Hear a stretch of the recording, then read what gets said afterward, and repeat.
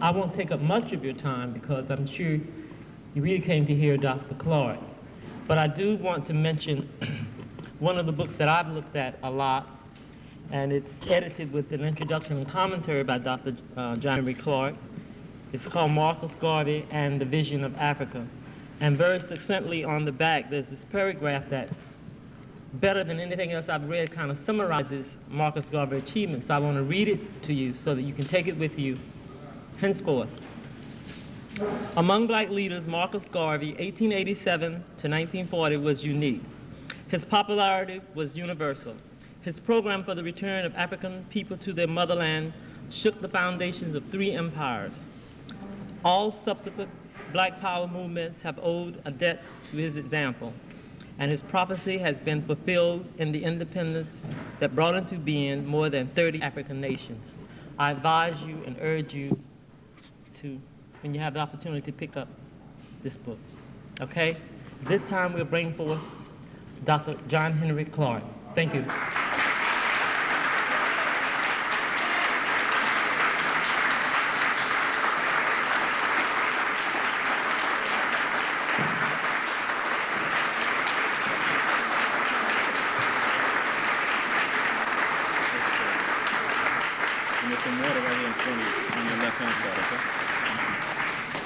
Thank you very much. We cannot talk about Marcus Garvey without talking about the whole of the African world and how the African world relates to the rest of the world.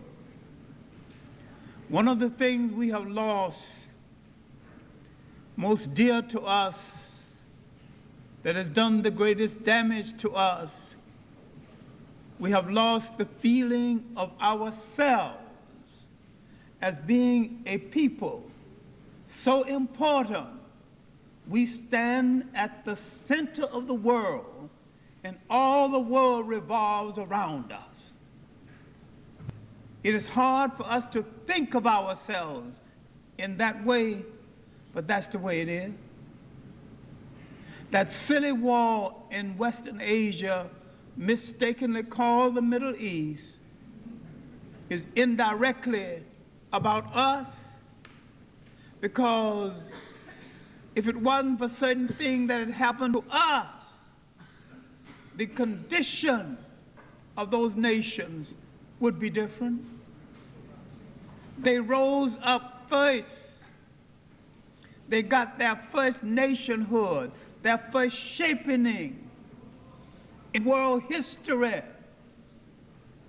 through the slave trade that rose after the rise of Islam, and they used Islam as the handmaiden for the trade, as the Europeans used Christianity as the handmaiden for their slave trade that lasted 500 years, and that's not over to this day.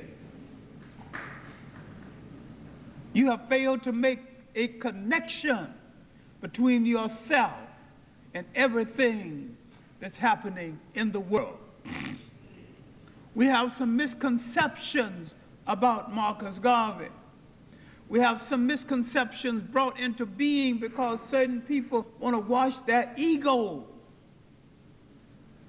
There are people who said that Marcus Garvey came to America and found black America with a wishbone and gave them a backbone, which is a lie. What you have to do in order to understand Marcus Garvey and his significance is to look at the Caribbean islands 100 years before he was born and look at black America 100 years before he was born. I will begin by discussing the antecedents of Marcus Garvey. Let's look at the antecedents of Marcus Garvey in the Caribbean islands with major emphasis on Jamaica. Then you can see how it was logical for a Marcus Garvey to emerge. In an island where color consciousness was a prevailing thing, how did this jet black man emerge with no color consciousness toward himself and with no apology for his being?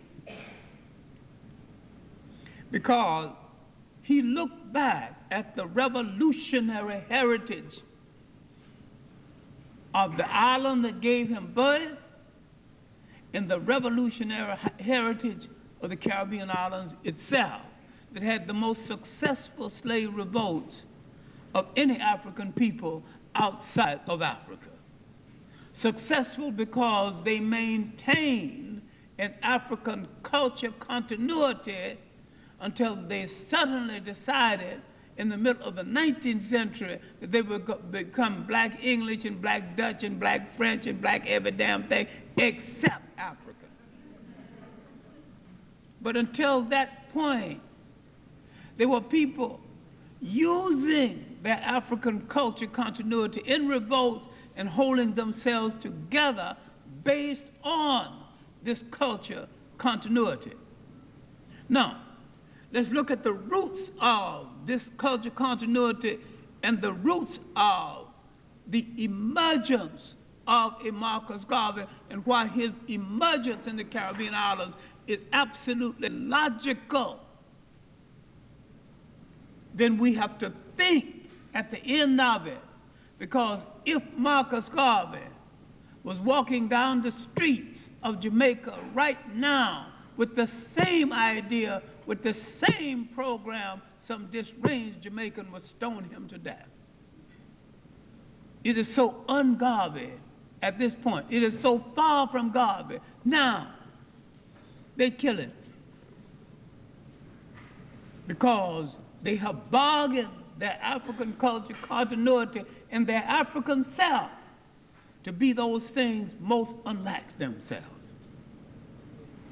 Now, Marcus Garvey, born 1887. Now let's look at what was happening 1787 in those islands. The Maroon revolts were already in motion and had not only flourished in Jamaica, it had flourished throughout the Caribbean islands. The so-called Bush Negro revolts had already occurred in Suriname. The Babis revolt in Guyana had already occurred. The Haitian Maroons were already on the march, and the Haitian Maroons were on the march the same time as the Jamaican Maroons, although the Jamaican Maroons are the best known. There were Maroons throughout the hemisphere, including the United States. Now, in this period of resistance to slavery, something was happening on this island. 1830 and thereabouts, the British went through the motion of emancipating their slaves. It was a motion only. Now, while the slave was emancipated, he had to go back and work on the same plantation where he had been a slave because no other employment was open to him. Now he must take care of his wife, his children, his housing, his clothing for a pittance. So the new freedom was less secure than the old slavery. By 1865, the Jamaicans began to discover that the emancipation was a fake. This is why it is nonsense when a Caribbean person says, our freedom came 30 years before your emancipation. All you're saying is that your fakery came 30 years before our fakery, in as much as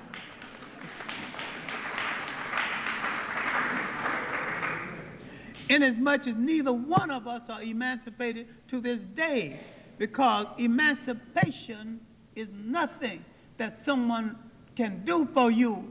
It is something either you do for yourself or it is not real.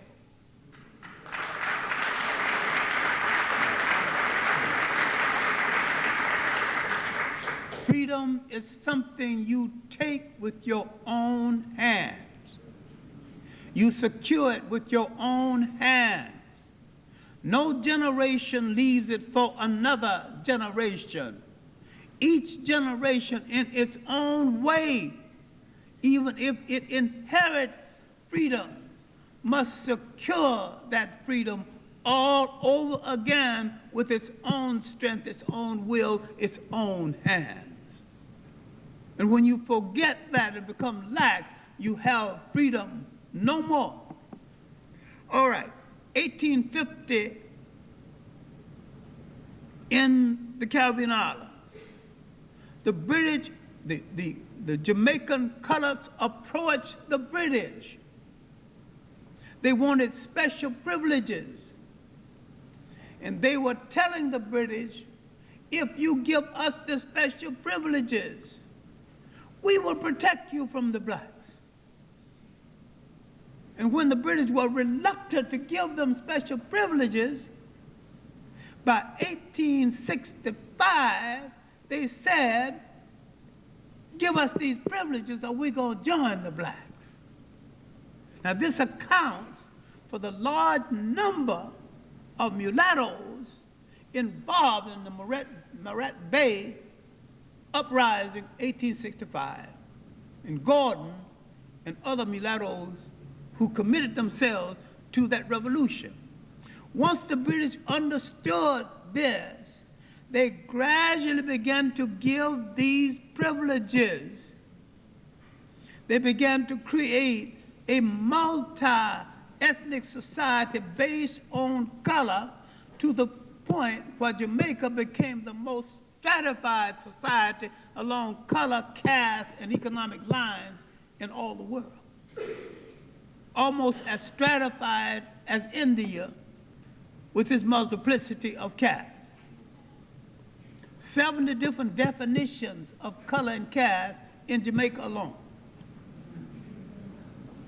Special jobs for different people of special gradations of color and hair texture.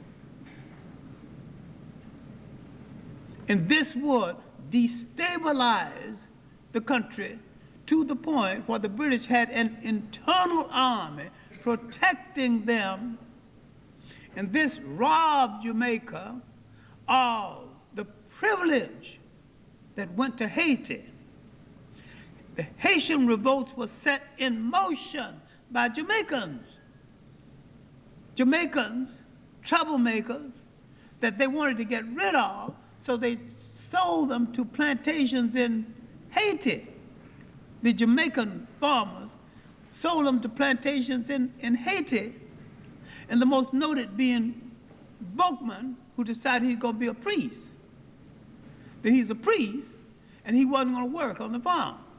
So as a priest, he began to organize the Yoruba slaves and the solidification of the Haitian Revolution to the point, and he moved it so fast, Toussaint Louverture had to run to catch up with the revolution in order to lead it. And yet, there are two Jamaicans left out of history that helped to set this revolution in motion, Macandel and Bookman. I am saying that Jamaica forgot its revolutionary heritage. And once a people forget their revolutionary heritage, they come like beggars with an empty cup at the door of a people less than they are, only they don't know that the people are less than they are. They follow people who don't know where they are going just because the people are the color of power. Because Marcus Garvey is descendant of the revolutionary black Jamaican Maroons who fought, he did not grow up with all color caste stipulation and all the color caste privileges and fear of other Jamaicans. Now you can see the mentality of Marcus Garvey emerging. You can see now where he get all the nerve and the bombast because he grew up with confidence in himself. And besides, he was a master craftsman. And being a master craftsman, mastering a trade that is needed, almost indispensable to the island, this gave him confidence and a little privilege. He was a master printer. He would print, he would call strikes, he would ask for better condition, and he would go down throughout Central America, asking for better conditions, but studying the people. Now you can see the antecedents of Marcus Garvey before he would arrive in the United States. He would go to England, he would work, he would study, he would work on Duz Muhammad Ali's newspaper, the African Times, an Orient Review. He would read an editorial in that newspaper. The editorial was quote from of all things, a white black nationalist named Booth. Booth was a man in Nyasaland, now the country called Malawi. He had grown sick of other white missionaries, and he went through this country telling the Africans the white man cannot be trusted. And he was saying Africa for the Africans. When finally the Africans said that you're a white man, can you be trusted? To his everlasting credit, he said no.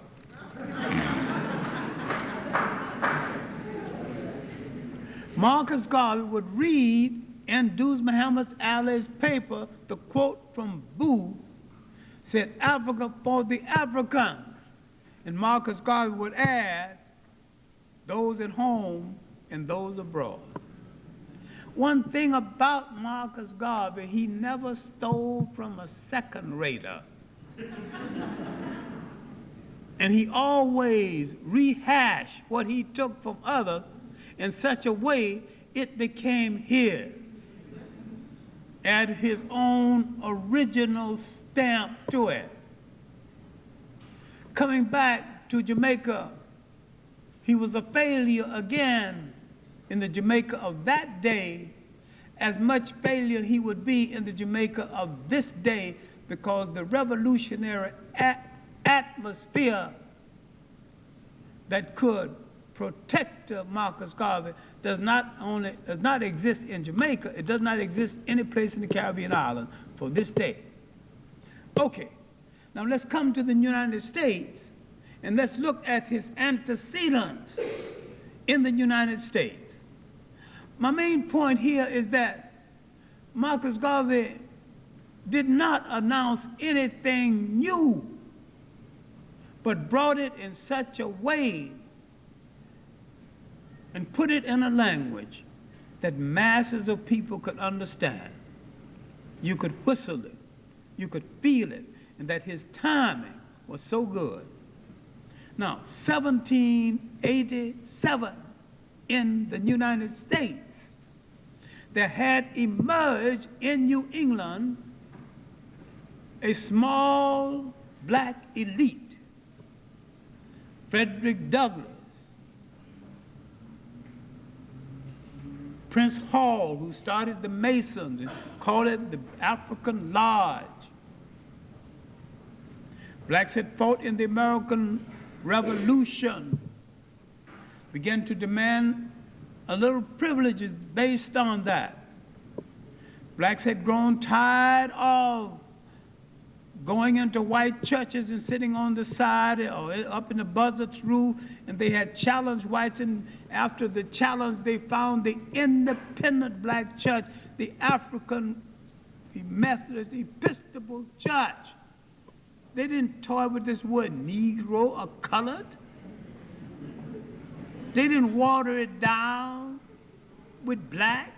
Black tells you how you look, but it don't tell you who you are.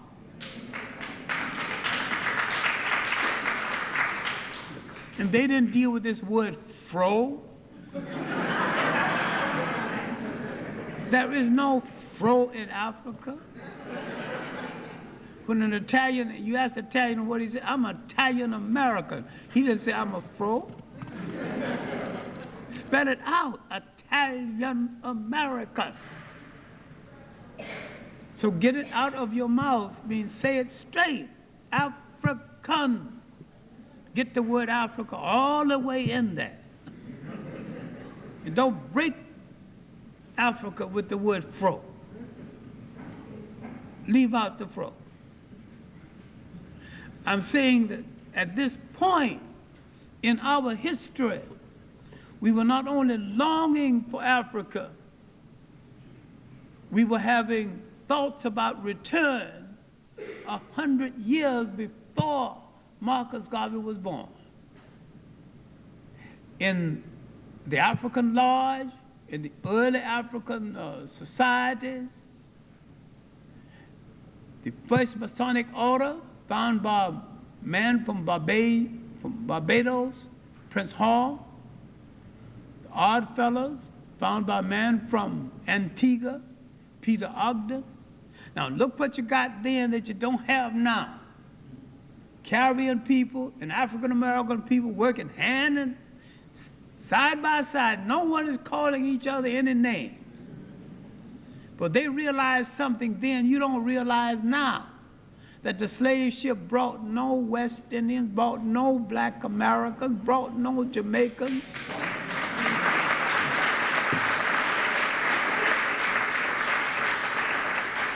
And because they were all African people, they had a common interest as African people. Now, first Masonic order found by a Caribbean person, Prince Hall. Another lodge found by another one, Peter Ogden. And when they began the early Back to Africa movement, when Martin Delany went out to search for a place for settlement, he went out with a Jamaican, Robert Campbell, who wrote a classical account of the trip, Pilgrimage to My Motherland, included in a book called Search for a Place. Delany was a Harvard man, and he issued a Harvard man's report. His English was superb. All the I's were dotted, all the T's were crossed. But if you ever get the book, make a comparison. Read Campbell's book. His language is rough-hued, and sometimes his sentence structure is off. But the man's love for Africa, for returning to Africa, his response to Africa is pure poetry, pure commitment. Now, we're working together now. Instead of calling names, making division. Our first newspaper, Freedom's Journal, is edited by another Jamaican, a Jamaican mulatto, John B. Ruswan. After he finished the editing of Freedom's Journal, he went out to Liberia and edited the Liberian Herald, a paper that's still in existence. And he was governor of one of the provinces. He didn't say, I'm a West Indian governor, I'm a Jamaican governor. He said, I'm a governor. You have to understand that this early manifestations of pan-Africanism before it had its name, and that all of this was preparation for the ultimate emergence of a Marcus Garvey. David Walker's appeal, Nat Turner revolt, Gabriel Prosser revolt, Denmark Vesey's revolt, especially David Walker's appeal to the colored people of the world to take up arms against your enemy. All Marcus Garvey was at it, let's leave this place. Coming near the end of that century, a back to Africa minister, again, a mulatto who thought that by virtue of being close to whites, he deserved some privileges. And when he discovered that his tail can be kicked just as hard as the black is black, he began to fight like the black is black. Bishop Henry McNeil Turner. He would mount an American flag in his pulpit before his sermon. Then he would point to the flag and say, this flag ain't nothing but a GD rag. And he would preach a whole sermon against what this country had done to his people before he started his regular sermon. He started a Back to Africa movement around the same time Marcus Garvey was born. And as we came into the 20th century, we were arguing over the Booker T. Washington concept, the Du Bois concept. Africans had been revolting all over Africa. The Caribbean islands are now fighting for some form of constitutional government. England had created a model colony in Barbados, and this is why they still think of themselves as Little England. All of this had happened now. Marcus Garvey would begin to emerge into consciousness around 1908. After his Central American trip, he would go to England where he would meet Duz Muhammad Ali. Now, when he returned to Jamaica and tried to find the Universal Negro Improvement Association and failed in Jamaica, he came to the United States with the hope of getting the kind of money he needed to establish a school like Tuskegee. Booker T. Washington had issued him an invitation in 1914, but when he arrived in 1916, Booker T. Washington was dead, and he couldn't get along with the people Booker T. Washington left behind. He toured the United States, speaking and impressing a whole lot of people with his nerve. Now here you have to deal with something which you fail to deal with. When you grow up in a country where you are the majority, you have a different outlook on the world, though you are a slave. Marcus Garvey had a different outlook on the world. When you grow up in a country where you are the minority, where you have to do what most black Americans still have to do, you rise each morning and petition a white person for the right to live to the end of the day. And you can say I'm wrong, but think it over. Who do you have to get a job from?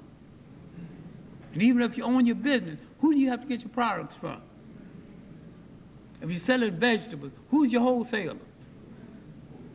We still rise each morning, one way or the other, petition one white person or the other for the right to live to the end of the day. Marcus Garvey came to America at a time after the First World War. Blacks were returning, being put upon riots. East St. Louis, blacks just go to a gate and ask for jobs and were driven away. They made bonfires and burned black children. And in Chicago, the riots were widespread. Marcus Garvey would go to Chicago and rally the blacks. They didn't need much rallying because they had freshly arrived from the South looking for jobs in Pagan House. looking for jobs in Chicago, and they're taking so much abuse in the South, that up north they said they wasn't going to take it. Many of them began to grease wire and put it across the street. And so when the thugs came in, that car hit the wire that stopped the car, then the black thug would jump out and teach them a lesson. That stopped the riots. Marcus Garvey had told them, look what you see. They don't want us here. Not only let's go home to Africa, let's go home in our own ships. Now the dreamer began to dream the great dream. It was after the First World War. The Secretary of War, Newton D. Baker, had told black Americans that your lot will not be changed by virtue of participating in this war. And to prove that his point, some blacks were lynched in their uniforms. We give you nothing. Blacks were not permitted in combat in the American army. John Pershing didn't want them near the battlefield. The French said that I will take all you got. And the blacks who distinguished themselves in battle distinguished themselves under French commanders. The Red Cross, going to the field to pick up the wounded and the dead, left the blacks to die. Du Bois had written an editorial called Close Ranks. Let's forget our differences and let this war be won. And when he went to France and saw the condition, he wanted to take it all back. Close ranks for what? Now, in this atmosphere, 1917, in the red summer of 1919, riots all over the country, burning blacks down. Now can you see why it was easy for Marcus Garvey to create the atmosphere and to add to the atmosphere of return, because the country had rejected us, and he was telling us there is a land that is yours.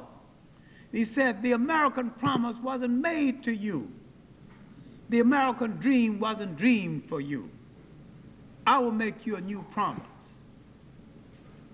I will give you a new dream, and I will give you a new land. That's Africa. 1920, he was to call the largest convention of blacks ever. Old Madison Square Garden, turning back 30,000 people a day, and only 30,000 could fit into the auditorium. Marcus Garvey was doing more than just giving out speeches. This man, with his multifaceted of talent, presented a platform for singers, dancers, musicians. He was creating the semblance of a state. And what we have lost in the world is the idea that we once ruled a state, all of that. During the same time, he would petition Liberia, that sick nation that rejected him and would have been a better nation had they not rejected him. He petitioned them for settlement. 1920. They did not tell him then that they wasn't going to permit him, because these stooges of America, who hadn't changed to this day, lied to Marcus Garvey. And someone think that because Du Bois had a fake position, plenipotentiary, that Du Bois had some power. Du Bois had no power. I think we need to be honest with ourselves. I think we charged Du Bois with a whole lot that he's guilty of. He said some unfortunate things about Marcus Garvey and later lived to take it back, took it back on several occasions. And he did something most of you haven't done. You haven't admitted when you were wrong. Now, in 1923, Marcus Garvey is in difficulty with the steamship lines. the different trials. This would go on. Marcus Garvey would commit some serious errors. He would dismiss his lawyer and be his own lawyer, and he would lose his own case. There's much more to it than that. In this book, there's a chapter called Trials and Triumphs of Marcus Garvey. But the complete trial is available in some places. You can get the complete trial. Marcus Garvey was not guilty as charged. This is why I'm against the idea of pardoning Marcus Garvey. To pardon him indicate that he was guilty, and you're asking people to forgive the guilt. I'm for the vindication of Marcus Garvey because he wasn't guilty in the first place.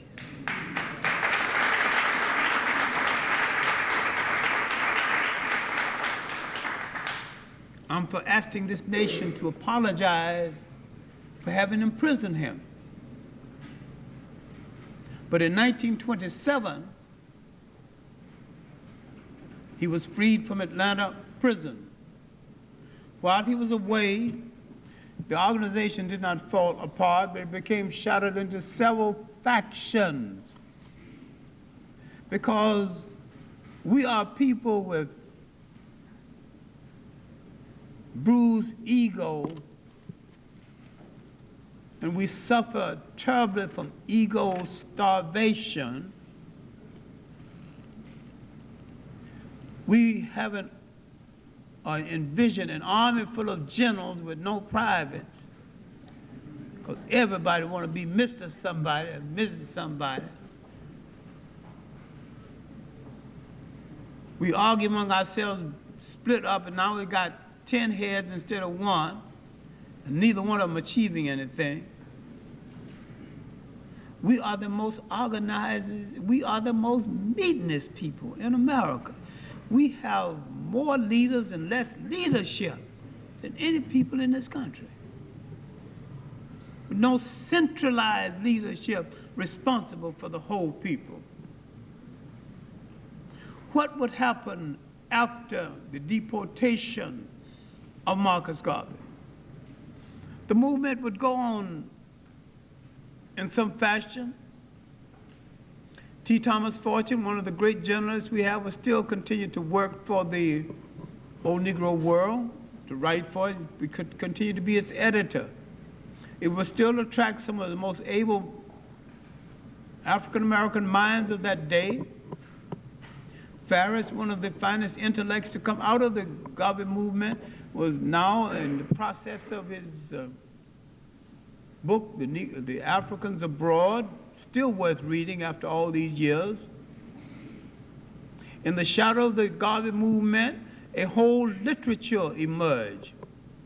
Tony Martin, Wellesley College, who did the book Race First, have done some smaller books dealing with different aspects of Garveyism, Garvey and pan-africanism, literary Garveyism, Garvey as a hero. All these books need to be read. We as a people overhear conversations and sometimes with a cocktail in our hand, and we become authorities on what we heard, but we didn't read the book.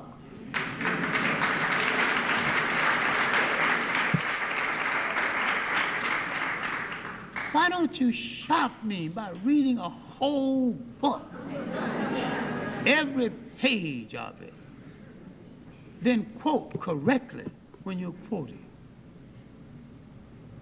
Marcus Garvey in Jamaica would run for public office. He would win once. Second time around, the mulatto group that he had attacked so scathingly was waiting for him the second time. And he would lose on a technicality. He would find himself in debt, and he would go back to his trade as a master printer. He would pay off his debts.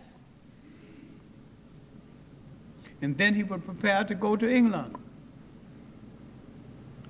As he boarded the ship going to England, all the reporters gathered around to hear the last words of Marcus Garvey before he departed. He says, all right, come on, let me, I've got something to say. Yes. Listen. And in the silence, with that pen fall to this great message, Marcus Garvey said, Jamaica is a ridiculous country. Bye. A contradiction to end all contradictions. Marcus Garvey knew something that Jamaicans still don't seem to know. They could have been one of the great island nations of the world. They got so involved with color, caste, and class, they did not become. They got so involved in being those things most unlike themselves. They could not become what they needed to become and to develop their great potential. It may not be too late. Then again, it may be too late. They have the manpower, they have the educational power, they have the brain power, they have the trained personnel, they've got a good, strong working class, they've got a country with a good basic climate, a lot of greenery everywhere. It generally rains at night, and so when you wake up in the morning, things are green. With a little manipulation, it can grow most of the thing it needs to eat, the things it needs to eat. It don't have to import Kellogg's cornflakes. They can make cornflakes out of Jamaican corn. Just to use your imagination. Jamaica once made a good grade of furniture. It's now collector's items if you can ever get to buy a piece. Good Jamaican mahogany existed then. They cut it so fast until now they have to wait 20 years before it's mature enough to cut again. Jamaican mahogany used to have 7 different grains, 7 different colors of mahogany. A light mahogany, a dark mahogany, a brownish mahogany. Can you think of making a piece of furniture with all that beautiful design on it? I went to a school in Jamaica where the schoolmaster showed me a bed, and he said my grandfather was born on this bed. I was born on the bed. My mother was born on the bed. The bed was so strong you could put a truck on top of the bed and wouldn't even dent it. Good old mahogany. You don't see that kind of wood anymore, and you don't see that kind of craftsmanship anymore because people don't take that amount of time anymore. Now let me conclude something that has no conclusion, because Marcus Garvey is part of a continuum. He would set in motion the thought pattern that would bring African independent nations into being. He would so influence people in Africa until in Swaziland, an old king thought that his people were about to return, began to plant extra crops to feed them when they got there. The concept of Garveyism was that strong. His newspapers were given to different sailors and dropped off at different ports in other parts of the world. Cuba had 27 branches of the Garvey movement in Cuba. There were 16 branches in South Africa. I've gone through a lot of the Garvey records. I advise you that you should read Robert Hill's documents of the Garvey papers. The 6th volume is already out. I have up to 5 right now. The documentation is just absolutely magnificent. One of the great jobs of research done in our times by a black scholar. Now, Robert Hill's notes and Robert Hill's introductions scholarly done, but some of his conclusions open to question. But I tell you the one thing you need not doubt: the documents are documents. He couldn't change the documents. And when a definitive history of Marcus Garvey is written, and it may not be done in our times, we will have to rely very heavily on the documents that Professor Hill has brought to our attention. This is the greatest collection of documents on Marcus Garvey that has ever been developed and edited. His influence would be so widespread that he would be the major influence in the 5th Pan-African Congress, one of the most important, in Manchester, England, 1945, with Nkrumah, George Padmore, Peter Abrahams, Johnstone Kenyatte, who later became Jomo Kenyatte, people who would later become heads of state in Africa, influenced by the teachings of Marcus Garvey, and who would incorporate the teachings of Marcus Garvey into the structure of that nation. Nkrumah would have a Black Star Square, Black Star Line. Marcus Garvey's influence on Nkrumah was profound. Marcus Garvey's influence on the rest of Africa was equally profound. And had these states not been waylaid imitating the parliamentary procedure of the West that's never going to work in Africa, they could have brought great African territorial states into being as against these imitation European nation states that now exist in Africa, too restrictive for the African character, too restrictive for African culture.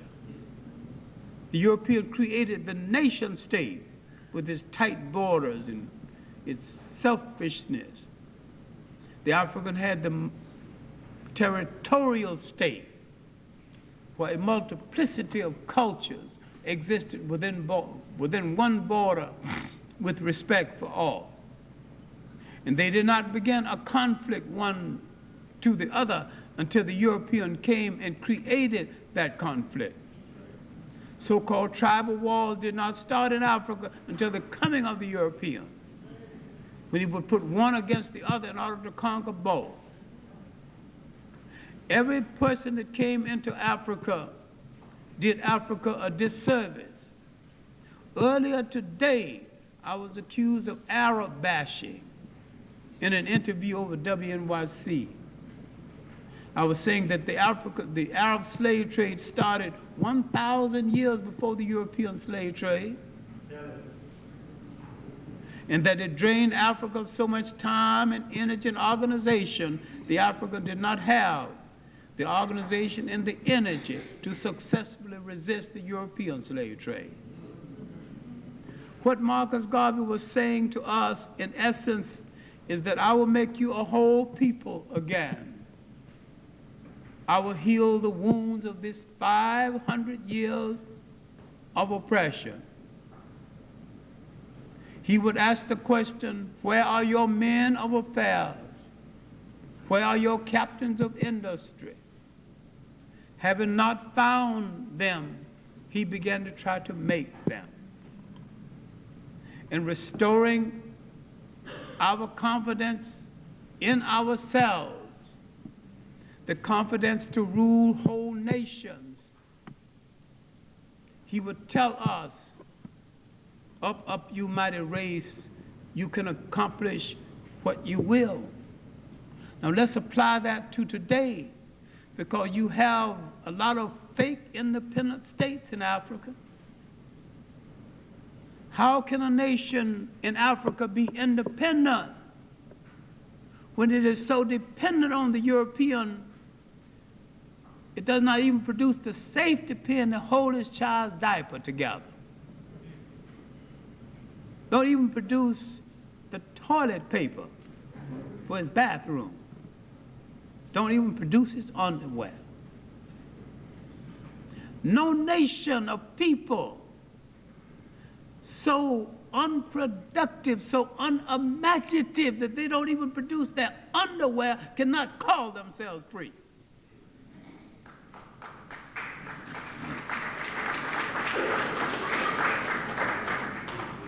We have to study the Liberia scheme. We must study the over $50,000 in equipment he had placed in Liberia before they told him in 1924 they wasn't going to let him settle. Steam shovels, people who could run brickyards, builders, architects, all the means of a nation. And had he been permitted to settle in Liberia and cure the wounds of that sick nation, the African independence explosion would have occurred a generation before and would have been successful. This dreamer from Jamaica, who is still not understood in Jamaica or in the African world in total, need to be looked at again in context with our future. We might have to step back in order to move forward.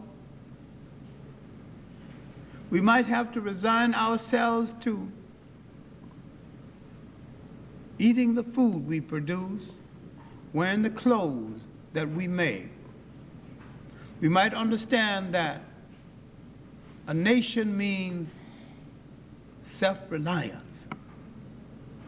We might take an inventory and find out what goes into the making of a nation. And we might start at the top and fulfill all those needs. If you're going to make a locomotive, sometime you might start by making a safety pin. And remember, other people in the world started with less. 200 years ago, the Japanese did not even have a good wheelbarrow. Look at them now. Someone challenged them. Someone challenged them to come out of the lethargy of their culture and meet the challenge of a changing world. The intelligence of a people can be measured by to what extent they adjust and understand the nature of change.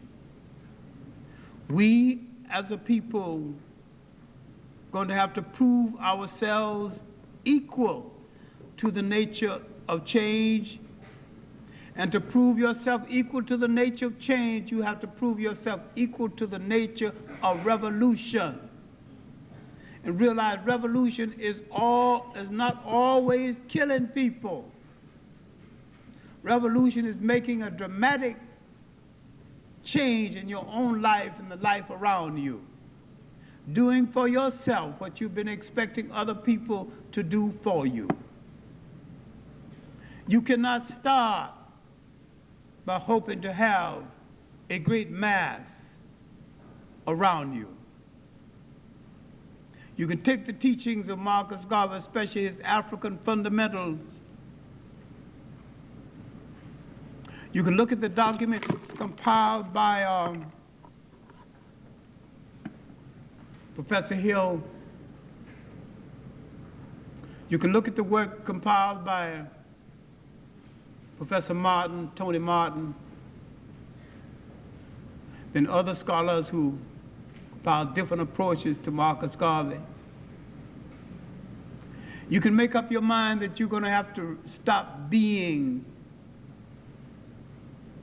those small, selfish people worrying about petty sororities and fraternities and a whole lot of things, wasting your time.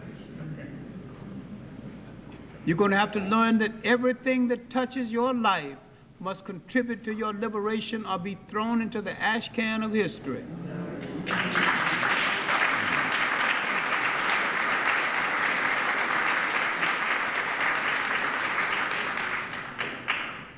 If you're going to start a revolution, I advise that you start with a mirror. You stand before that mirror and like what you see, and say to the person staring at you, you and I are going to change the world. We're not going to wait for a mob to join us. We're not going to wait for tomorrow, because we're going to start right now. Thank you.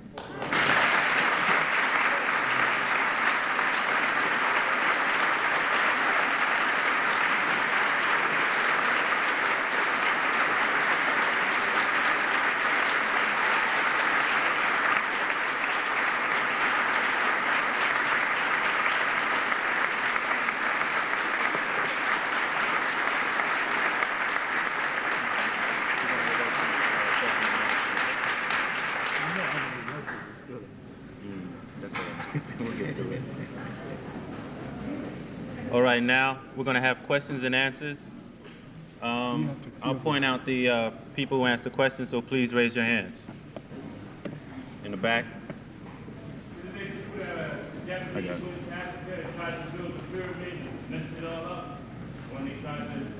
Well, let's use some kind of words. Let's say that they failed to bring it off, because the pyramids were built by people with a specific mind and a specific attitude at a given time in history.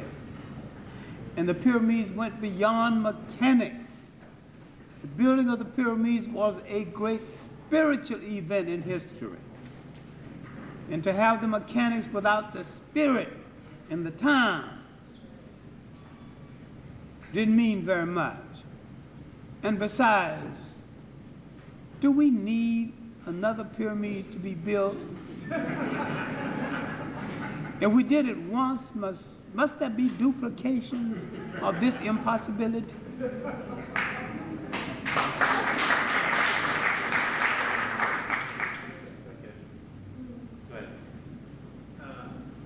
Dr. Clarke, once again, we thank you for your words of wisdom.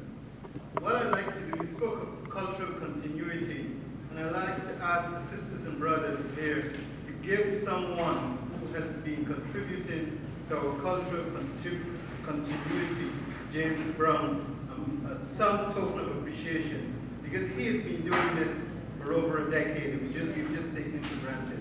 So I think we should recognize our brother James Brown.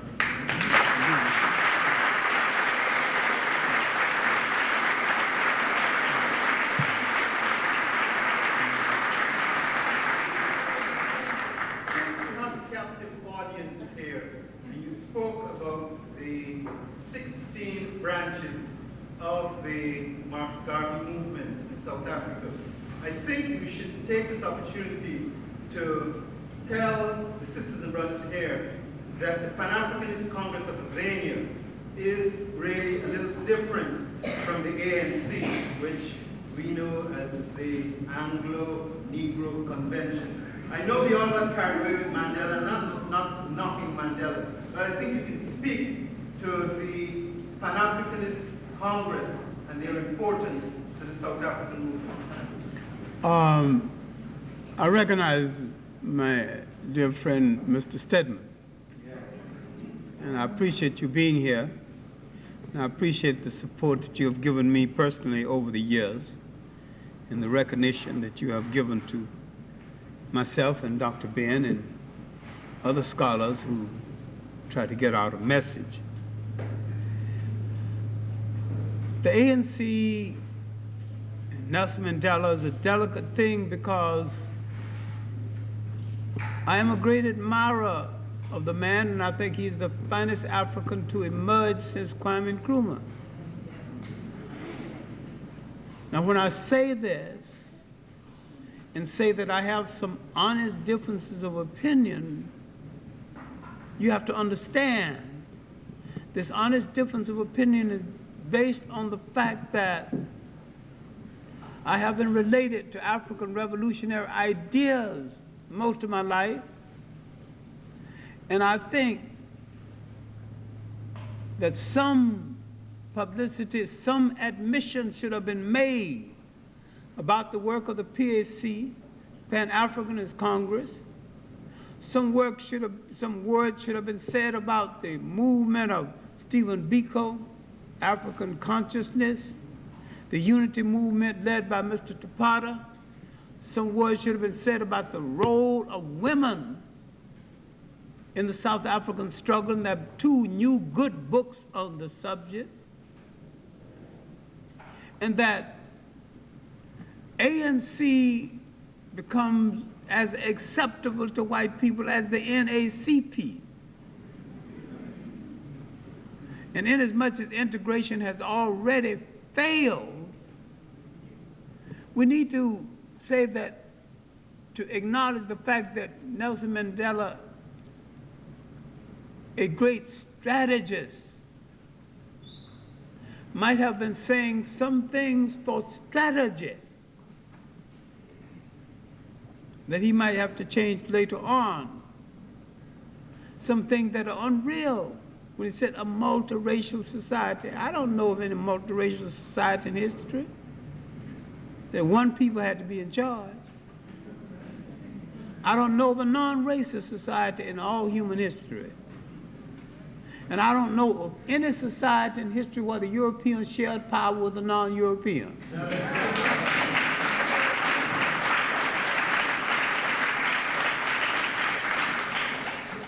If I catch a thief in my home and I've got a 6th room, I'm not going to negotiate with the thief and say, you stay in the back room or the front room so long as you behave yourself. I'm going to negotiate with the undertaker to take the thief away.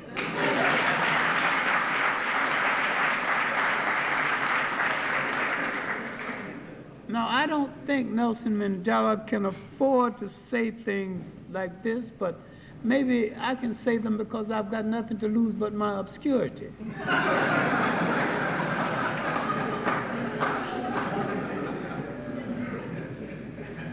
But we need to be honest with ourselves, because nations are coming into being in Africa that are fake. Namibia is not free. Whites bought up all the real estate, took all the money out of the country, then give the African a limousine and say, now you're free. You got limousine on a fry. They're deep in debt. People don't send armies anymore, they send money. They take all of your money and they send part of it back as a loan. Then they send one of them to manage the money and manage you in debt to the point that you got to obey them when they tell you what to do. Money is the new form of imperialism. We need to look at Southern Africa.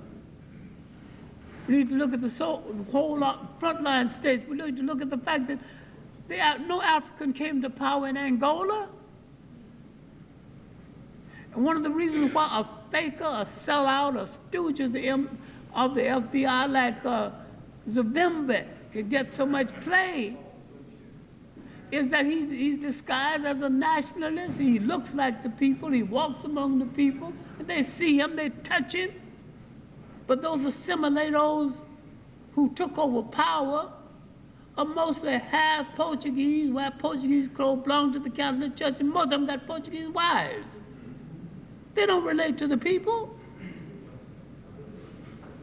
So the people never came to power in Angola. That's a beautiful country, and a big country, and a rich country. We got to stop glorifying these fakers who come to power and sell us a bill of goods. Whites bought up all the real estate, got a hold of all the land in Namibia. Now you're free. Free how? The people of Namibia should go back and understand the spirit of old King Mandume in the Herero War 1905, 1904. When he challenged the Germans drove 60,000 women out into the desert to cohabit or die because they wanted to create a bastard race. And they did not know the Herero woman never cohabits outside of her tribe, not even with another African. And she sworn by custom to bring virginity to her wedding bed. Now you think all Africans are promiscuous? You better think again. Now, if you want to find an African who experiment before the marriage, you go to the go up, look further among the Mende-speaking people. Then if, with the approval of mother and father, you can stay together and have 2 or 3 children before the wedding. You have many customs and many cultures in Africa. They all don't work alike. Old King Mandume pulled his people together and said that we are proud people. We walk the earth carrying the sun on our shoulders. If we let this happen to our women, we would have to put down the sun and the world would be in darkness. Look at the symbols now. He unified the Mambas and the Hereros and took them into that battle. He lost 1/3 of the whole Herero nation, but he rescued those women and brought them home. And the Germans never touched them again. Or tried to. And come World War I, and when the German was given 3 years to pack and get out of Namibia, they said, we'll only need 1. They was out of that. But they rehearsed for Nazism in Namibia. And yet you got Germans right there now, helping to manage the country. We are so liberal, and our memory bank is so short, bankrupt. People who raped our mother walking around free as a bird among us, grinning in our face. We don't even have enough meanness to get justifiable revenge. There's certain revenge that's owed to every man who's got manhood. I grew up in a community where you didn't even say bad words in front of a man's sister. I mean, I put up my dukes even if I'm afraid. Man, you don't talk that way in front of my sister. We can say anything in front of your sister, mother, grandma. You don't bat an eye now.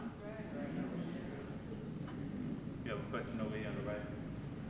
Dr. Clarke, when you read the Old Testament, there's a lot of mention of the so-called chosen people who's in favor of God's sight when they accepted the culture, the beliefs of the surrounding and oppressing environment.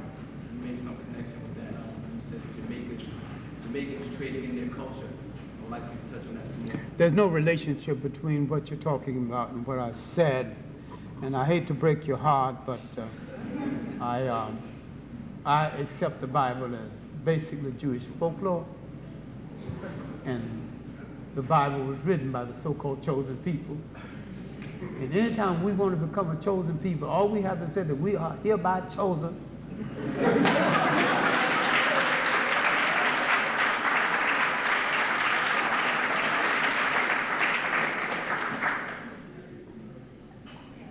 have a question up in front, Dr. Clarke?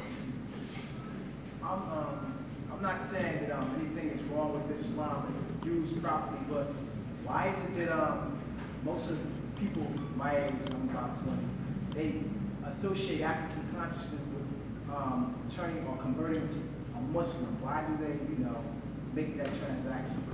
Well, I doubt if most of the people, I think a lot of them, because they begin to get dissatisfied with the religion of their oppressor, they turn to an alternative religion.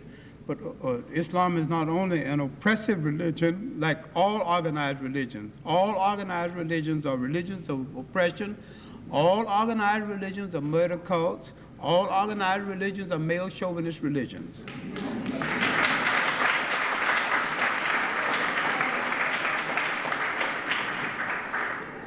I can identify with the good values of any religion, and I can reject the bad interpretations of any religions. I just happen to know that most blacks who think they're Muslims are really Arabists. You accepted the Arabs' interpretation of Islam, the same as we accept the Europeans' interpretation of Christianity. You go from one fire into another fire. You jump in frying pans, and they're both hot. Now, I'm not saying don't be religious. I'm a spiritual human being myself, so therefore I don't feel any need for any form of organized religion. And I grew up a Baptist. I was a Baptist Sunday school teacher. And I go to Baptist churches once in a while. In fact, I'll be in one this Sunday. I go to my sister's home, and she's a Jesus freak, and I'm not going to insult her. She cooks too well anyway. I mean, I don't offend members of my family, you know, who think the Lord sent everything. So my sister wants me to come down for a few days and spend with her, and she's even did something which I don't give a damn about. She's even bought a burial plot so that when the good Lord sees fit to call us home, you and I, who struggled together, will be laying side by side, our souls in the arms of God. All right. So who's gonna argue with that? I got relatives who's a preacher. I don't insult them. I go into Old Macedonia Baptist Church where as a child I used to teach Sunday school. And I'm not going there cursing, disrespect to all those old ladies. And I'm not saying there is no God in the Bible and Jewish folklore. Not there in Macedonia. Those people knew me when I needed my diaper change. They're just as proud. He's gone up north and made something out of himself. Now he's coming back home and, you know, and dwelling among them. They're about 90 now, and I'm approaching enough. I mean, look, don't think that I'm offensive to every form of religion, but I can identify every form of organized religion as a form of oppression. And I personally do not need any of it. And I'm a very spiritual person. I'm a very giving person. I'm a very caring person. I love my children. I would have loved my wife had she been lovable.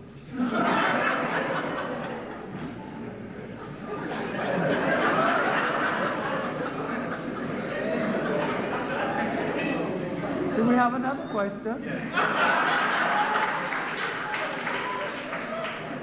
We have a question in the back.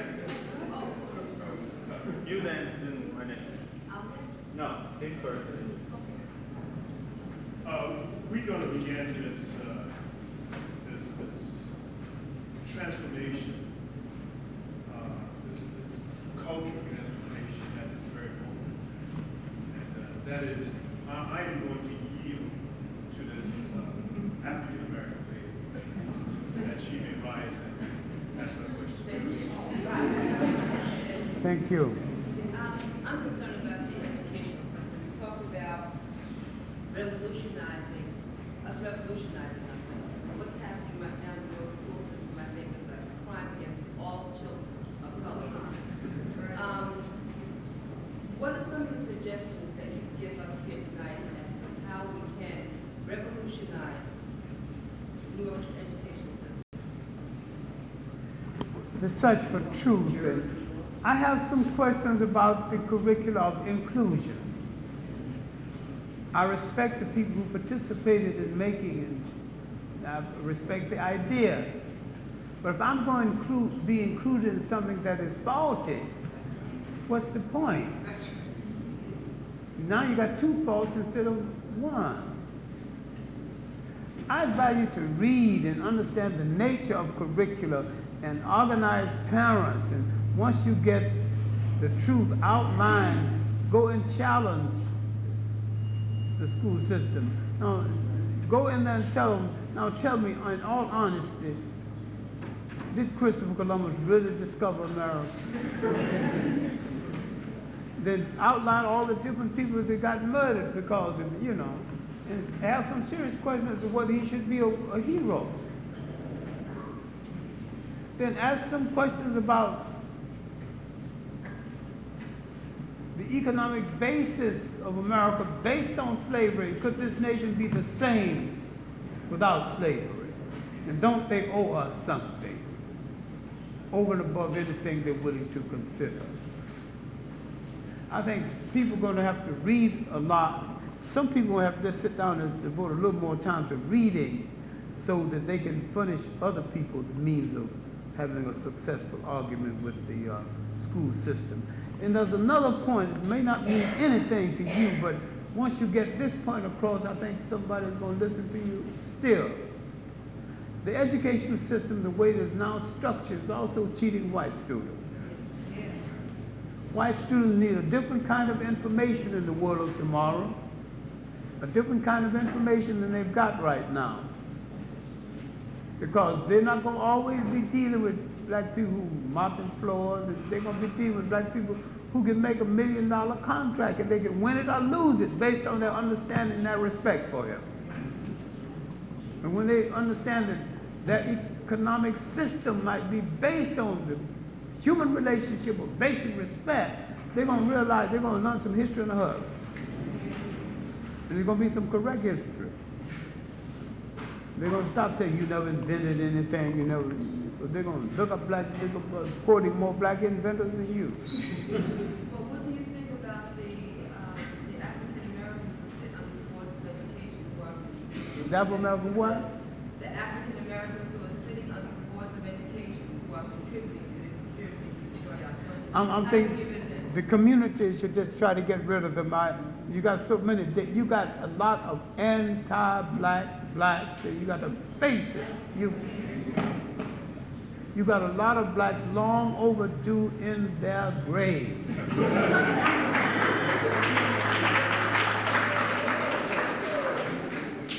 I wouldn't advise you to do it, but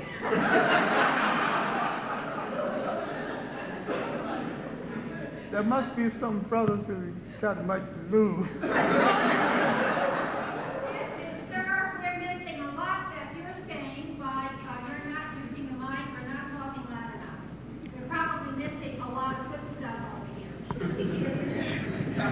Excuse me, she's obviously right, because acting like a Baptist preacher, I went all over the place. I'm sorry, miss, whoever. With that said, we have 3 more questions. One over here.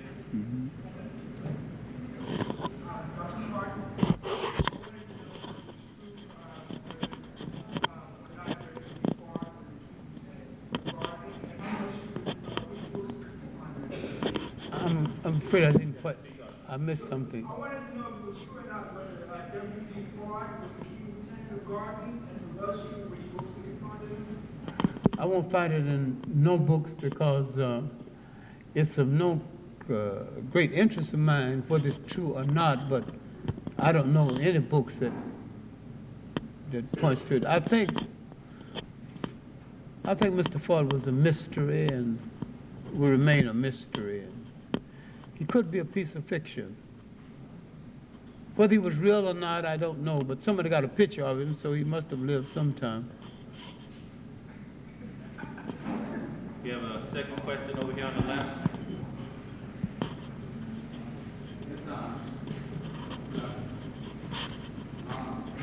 I'm sure that you are familiar with Henry Clarke, pioneer of pan-africanist movement. H. Sylvester Williams.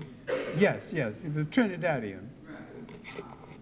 Could you show some light on his contribution towards pan-africanist movement? And my second question is Let's answer H. Sylvester Williams first.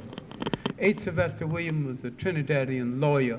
He found the Pan-African League, and out of the concept of a Pan-African League, he developed the concept of a Pan-African Congress, and he called this first meeting in London 1900. And only the Africans who happened to be living in London attended, and Du Bois attended. And they did not demand independence for Africa. They demanded Africans be given the kind of education that they needed so that they will eventually prepare themselves to rule a state. Very moderate demands. And the next Pan-African Congress would increase the demands. And even when it came to 1919, the one that Du Bois called, they were still asking for the ability to give the Africans the kind of education that will equip them for independence. It was at the Congress, at the Pan-African Congress of 1945 in Manchester, England, that they stopped asking that Africans be given the privilege of being equipped. They said that Africa is already equipped. Africa wants freedom now. It wants the right, it has just as much right to experiment with it as any other people. And this is the Pan-African Congress that really set in motion the African independence explosion. But H. Sylvester Williams would set in motion the concept of the unification of all Africa, based on the political framework of Africa. There's some good books on that, about 3 books on him. George Padmore in his Pan-Africanism or Communism has some good chapters on him. And there's some books on just H. Sylvester Williams alone. I have a Pan-African shelf in my library that's being turned over to Atlanta University, but I kept the Pan-African part because I have to finish a book on the subject. But there's no shortage of works on H. Sylvester Williams. There have been several good master's and PhD theses written on him also. One last question. No, go ahead, what's the next one? This question is concerning the influence of communism and the pan-Africanist movement. Well, that's by George Padmore. Well, of course, George Padmore has worked on it, but as far as Stopica Michael says that pan-Africanism is like the total liberation and unification of Africa under scientific socialism. So how do you see the influence of socialism or communism and the pan-Africanist movement? I think we should stop thinking that everything in our life must be determined by socialism or communism. I think we must be free by any means necessary.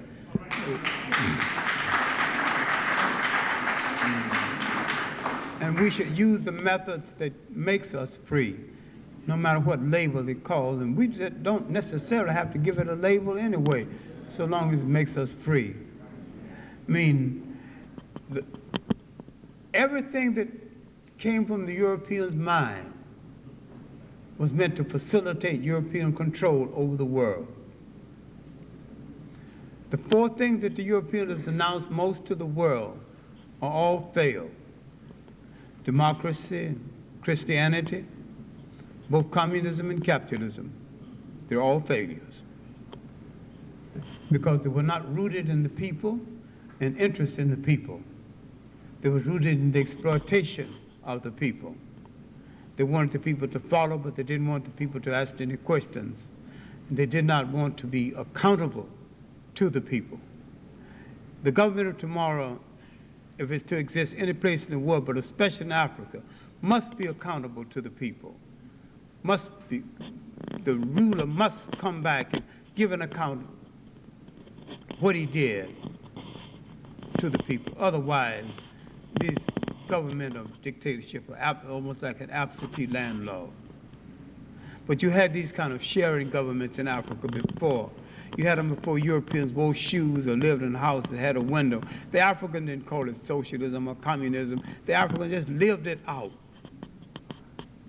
And there was no starvation and no war. And we quite forget that over half of human history was over before anyone knew that a European was in the world.